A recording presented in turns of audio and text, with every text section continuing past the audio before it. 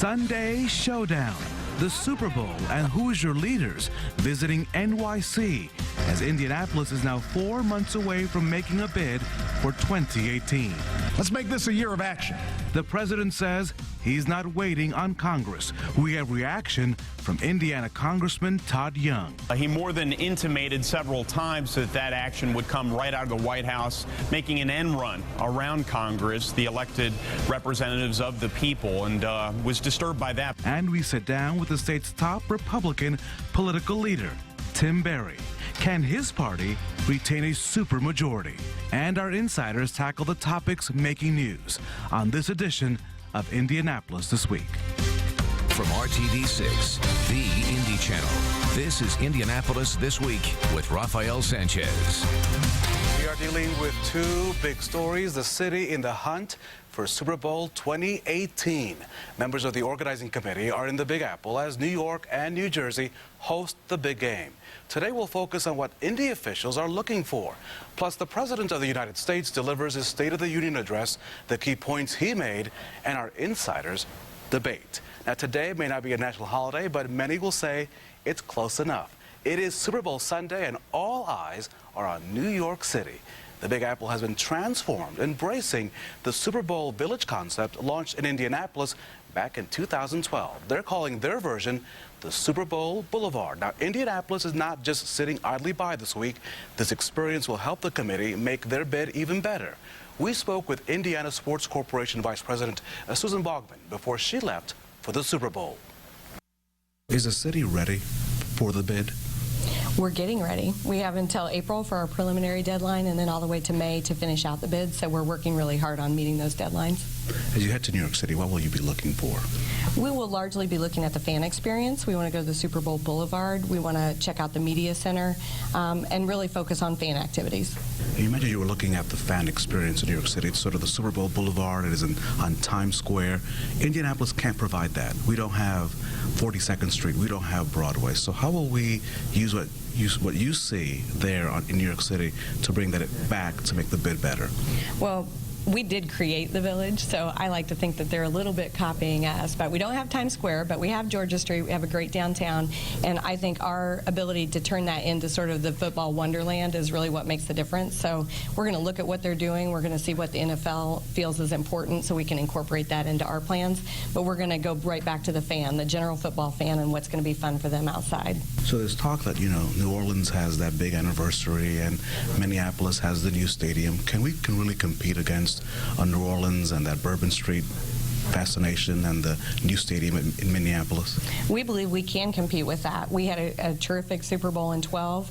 We provide an unparalleled downtown experience, from the hotels to the bars, the restaurants, the NFL experience, and what we would be doing in our village. So I think that each city has its own specialty, but I don't think either one of them outrank us in the ability to please our fans. The one thing you can't control is the weather. We have now experienced the coldest winter so far, or one of the coldest winters in Indianapolis history. Are you hoping that it just gets it out of the system now so that if you do win the bid, we won't have to deal with this? Ideally, yes, that would be great. I mean, it has been since the 70s since we've had this kind of weather, so I think normal weather patterns is really what the NFL will look at. And certainly in our plans, you have to accommodate and build in time. If you do have bad weather or you have ice, then you have to slow down at your construction and your logistics. But generally speaking, I wouldn't expect us to have this cold of a weather season or this much snow, just because it's not typical for here. But we'll keep an eye on it. As we mentioned, the other two cities bidding for the 2018 Super Bowl, New Orleans and Minneapolis, all three cities have until April for a preliminary deadline and until May to finish that bid. The other big story dominating headlines this week, the President's State of the Union address. President Obama is pledging that 2014 will be a year of action, and he says he'll do that with or without the cooperation from Congress. The President hit the road this week, pushing his message. The agenda laid out covers three big economic points: raising the minimum wage, creating retirement saving plans, and fighting against income inequality. And in the coming months, let's see where else we can make progress together. Let's make this a year of action. That's what most Americans want. For all of us in this chamber to focus on their lives, their hopes, their aspirations. And what I believe unites the people of this nation, regardless of race or region or party, young or old, rich or poor, is the simple, profound belief in opportunity for all. The notion that if you work hard and take responsibility, you can get ahead in America. Now, Republicans are responding to the president's message in the State of the Union. Indiana's 9th District Congressman Todd Young says he agrees with the call for action, but he believes Congress needs to act differently. He also addressed the call to raise minimum wage. Congressman, thank you for joining us. The president during the State of the Union said that this would be the year of action. Will we see action in Congress? Well, you know, he did say it would be a year of action. He more than intimated several times that that action would come right out of the White House, making an end run around Congress, the elected representatives of the people, and was disturbed by that. But nonetheless, Congress does need to act on a number of fronts. I think we need to act in a bipartisan way wherever common ground can be found. That's the only way we're going to be able to advance broad initiatives in this divided country and this divided government that the American people have elected. The president also said, give America a raise, $10.10. Here in Indianapolis at the Capitol, the House Speaker, Brian Bosma, said that that issue of minimum wage would not be on the agenda. Will No Labels look at the issue of raising a minimum wage on the federal side? You know, I don't think the issue of a minimum wage is one that unifies Republicans and Democrats. There's a fair amount of respectful disagreement on the issue.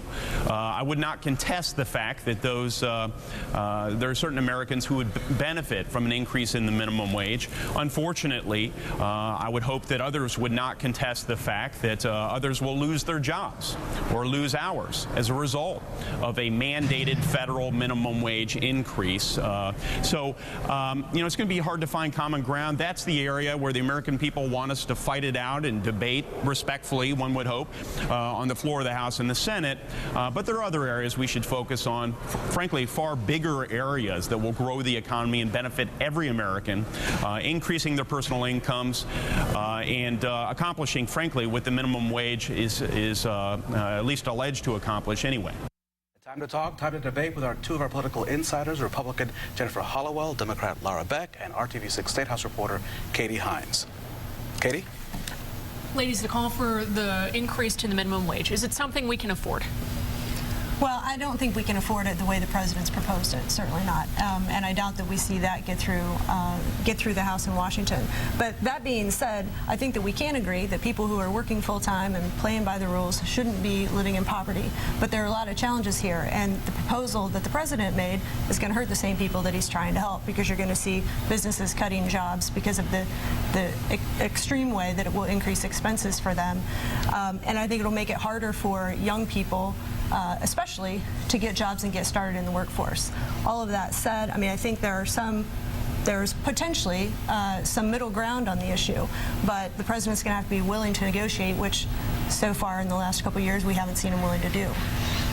Well, I think the president is typically willing to negotiate. I think the Republicans in Congress like to stop him all the way through. I think the question on the minimum wage, though, is how can we not afford to do it, essentially? I mean, we have some of the biggest wage gaps right now between the various income levels of people in our country. And as Jennifer said, if you work hard, if you play by the rules, you shouldn't have to worry about making your ends meet. And I think in a state like Indiana, where we're very reliant on manufacturing, we really have to make sure that we are not only looking at raising the minimum wage, but we're educating our workforce, and at the same time, we are making sure that people are prepared if those manufacturing jobs leave as well. So I think it makes sense, but I think at the same time, it's easy for a lot of Republicans to immediately shoot it down. I'm not immediately shooting it down. No, you're not. We need a stronger economy. Yeah, and the president's policies are hurting the economy. So you talk about the economy, but corporations are reporting record profits. Can they make the argument that they just can't afford it when we look at their balance sheets and they're saying, look, we're making millions upon millions of dollars? Yeah, and that's one of the biggest issues. And here in Indiana, even, we're talking about now phasing out the business that business personal tax that Governor Pence has really been advocating for. So you're doing that. You're making life easier for the larger businesses and corporations, but at the same time, somebody's got to pay for that. Is that true, though? Easier for business and corporations? The businesses, the president's policies tax increases, regulatory policies, that is what is hurting the economy. And it's his overall policy that's hurting the economy. And if we could make progress there, if he would undo some of the things and stop down that road, then all of a sudden our economy is better, which also is better for everyone. But the people you're talking about, young people, a lot of people who are coming into the workforce and where minimum wage really applies, they're going to get pinched if the president's proposal were to go through. There's a lot of minimum wage workers, though, who are not young people. I mean, they're people who are my age who have a GED or a high school education. And you are very young, by the way. You are I am very young. I don't look a day over 40. And I guess what I would say, there are some Republicans who have expressed some willingness to move on the minimum wage, but I don't think it's this incredible jump that the president is talking about. I think it's something where you go back to the last increase and do some sort of tie it to inflation increase. So it's a more moderate level. Katie, at the State House, we saw another switcheroo on this issue of the same-sex marriage ban. You've been covering the story. Is this going to make it out of committees next week? I think that's the big question. We saw the House pass it out, the amended version that took out that second sentence this week, and now it's headed to the Senate for consideration. We're learning it will not go to the Judiciary Committee as expected, but the Rules Committee. So the question is, where does it go from there? Is this dead in the water, or will this progress as we've seen it in the House? You got 30 seconds, lady. 15 each. Go. Yes or no? I don't make predictions about what they're going to do. I think it's hard to predict. The debate will continue in the green room. We, of course, will have more on this topic. Now, after the break, we're sitting down with Indiana's Republican Party Chairman, Tim Berry. We'll be right back. Lots of changes this week in the Indiana General Assembly. The hot issue of same-sex marriage amendment is on another committee awaiting passage to the Senate. And the governor's business tax cut has cleared the Senate. Joining us now is Indiana Republican Party Chairman Tim Berry. Just like his Democratic counterpart, Chairman Berry is working with his first General Assembly in his new position. Is your party's agenda on track? It definitely is. You know, we said we wanted to move forward the economy of the state of Indiana. Right now, this week, we released jobs numbers that are showing that 42,000 more Hoosiers are employed today than were a year ago at this time. The unemployment rate is at the lowest it's been since 2008 in the state of Indiana. It's a reaction to the positive, progressive, pro-growth, low-tax initiatives that the state has taken in the past that we continue to look at. At the same time, we're working on an education agenda to provide Indiana-centric standards in our schools across this state. Preschool, pre-K vouchers so that our children are kindergarten ready, making sure that our students are both college and career ready in the future. And that is all a part of the Indiana agenda, the Republican Party agenda. You've listed a whole host of things on that agenda. I did not hear the same-sex marriage ban. You are your party has become the sort of the torch bearer for this. Is this a priority? Is this issue a priority for you? You know, our priority is continuing to move the state of Indiana forward. As you'll recognize, there is a diversity of thought within our party as it relates to that issue. But we are firm together in moving the state forward, building stronger educational systems so our children are college and career ready. This issue, is this going to move the agenda forward, or do you want this to go away? The issue of same-sex marriage ban. Our agenda is building a stronger Indiana for the taxpayers of this state. And we're moving forward both in the House and the Senate doing just that. The media is focusing a lot of attention on that issue, but there are a lot of things happening at the State House to build a stronger Indiana. Sure, Mr. Berry, Mr. Chairman, and we are focusing on that because it seems to be a never-ending issue, but I'm just wondering if this is an issue that you want to get resolved. The governor said he wants it resolved this year. Do you think it'll be resolved this year? You know, I spent 15 years in the State House, certainly not in the General Assembly, but in the State House, and I never can predict what is going to happen in the General Assembly. And that issue, along with many other issues, are being discussed in the coming weeks ahead. Another big issue is the issue of the business tax. The governor really wants to see this phased out, but you've seen a number of groups saying, hold on for a second, let's take a deep breath. Will we see a business tax reform plan as the governor saw it, or are we going to see a much smaller plan at the very end? Well, what the governor really said is we need to continue to be as competitive as possible with our neighboring states. And what we are seeing is all of our neighboring states either do not have a business personal property tax or are in the process of phasing that out. We are seeing that the steps that we've taken in the past are making progress in Indiana with more Hoosiers employed today than have been employed in the last year. 42,000 more Hoosiers at that. A lowest unemployment rate. We need to continue to keep moving our economy forward and providing the best opportunity for us to grow jobs in Indiana. You know, today, people that are going to be visiting the Super Bowl in New York are going to see billboards that say, if you can make it here or if you can make it there, you can make a whole lot more of it here. Meaning here in Indiana, you can make a whole lot more dough in Indiana because of our low-tax, pro-growth initiatives that we've adopted over the last few years. That is our Republican agenda, and that's what we're continuing to push forward. But at the same time, making sure that local governments are not impacted by an additional reduction of personal property tax. Your job is also to make sure that you get Republicans elected. That's right. We are in an election year. Will you be able to retain that supermajority? You know, that is something we're focused on as we continue to build one party working for Indiana. Working for Indiana both at the local level across this state, here in this city with the dynamic leadership of the mayor, but also in the State House. And the agenda that we've been able to push forward in the past, but also the agenda that we're working on in this legislative session is one that I believe will bring us continued success. Republican Chairman Tim Berry, thank you so much. Please come again. You bet. Thank you. This morning. Feedback is key to this program, and last week you had plenty to say on Twitter about the ongoing same-sex marriage debate. KG Shank says, could you get them to expound on how or why it threatens traditional marriage? It does not threaten mine. Then Jessica Thomas said, citizens can and will target lawmakers who support the ban. Advance America does not have the upper hand. Have reaction to what we're talking about on this program? Well, send us your comments. Tweet me at my account, @Rafael on TV. Next, a lady in the know when it comes to homeland security. Is enough being done to protect your credit and your name from a cyber attack? That and much more when Indianapolis This Week returns. Just yesterday, Congresswoman Susan Brooks took part in the weekly Republican radio address calling on the president to do more on jobs. This morning, we sit down for a candid talk on several topics, ranging from why Republican men are accused of alienating women voters and her concerns with cybersecurity. You are on a committee that focuses on the homeland.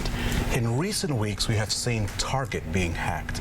We hear so often about Edward Snowden selling state secrets. Are we doing enough to protect your information, my information, their information?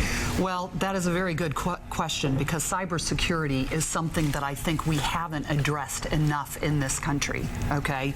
Now, what Snowden did, I think, was completely wrong. There were legal ways, and there are many ways that people from within the government can share with Congress and can share with their employees if they think things are being done improperly. So I believe that Snowden is a traitor and that he should not have done what he did. But with respect to cybersecurity, there are many ways that the private sector and government could be working more closely on a voluntary basis to make sure that the private sector, like Target, knows more about cyber hackers, that we can have some cooperation and try to make sure that our personal information is not stolen. Identity theft has been a growing crime. From the time I was United States Attorney, from 2001 to 2007, we start to see identity theft growing, and we're seeing it, I think, at just exponential rates now.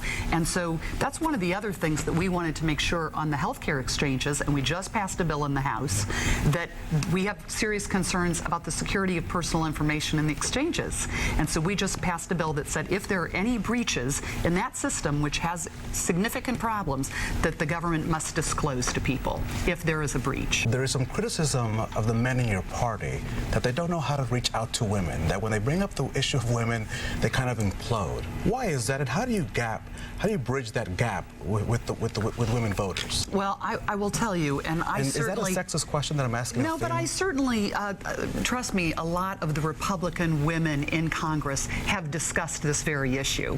So this is something that we talk about, and we do know that there are a number of people in our party who really are quite offensive when it comes to talking about women and reproductive rights in their bodies.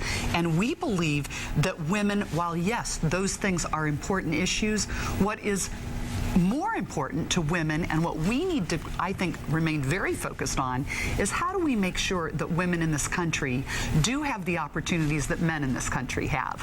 How do we bring more women into leadership in this country, not just in Congress, but also in the boardroom, in the nonprofit world, in the education world, in the corporate world in particular? How do we make sure women are continuing to rise in the ranks?